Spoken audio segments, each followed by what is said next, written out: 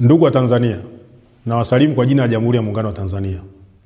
Majina yangu ni Luteni Kanali Kevin Baraka Bebato, mkuu wa kitengo cha habari na uhusiano, Wizara ya Ulinzi na Jeshi la Kujenga Taifa. Jeshi la Ulinzi la Wananchi wa Tanzania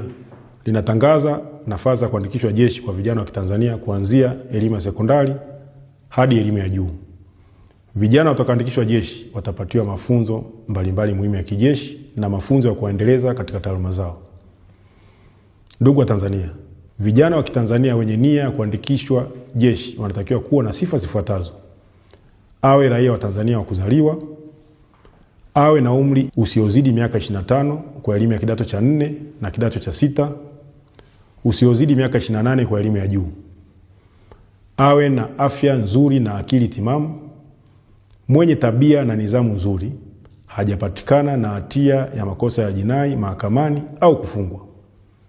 awe na cheti halisi cha kuzaliwa, original birth certificate, na vyeti vya shule, academic and school living certificate, awe hajatumikia jeshi la polisi, magereza, chuo cha mafunzo, kikosi maalum cha kuzuia magendo au chombo kingine chochote cha ulinzi na usalama, awe amehitimu mafunzo ya Jeshi la Kujenga Taifa kwa mkataba wa kujitolea miaka 2 au mujibu wa sheria na kutunikiwa cheti. Ndugu wa Tanzania, utaratibu wa kutuma maombi ni kama ifuatavyo. Maombi yote yaandikwe kwa mkono na yawasilishwe yalipokuwa makao makuu ya jeshi Msalato, Dodoma, kuanzia tarehe 15 Aprili 2026 hadi tarehe 28 Aprili 2026, yakiwa na viambatisho vifuatavyo: nakala ya kitambulisho cha taifa au nambari ya NIDA, nakala ya cheti cha kuzaliwa, vyeti vya shule na chuo,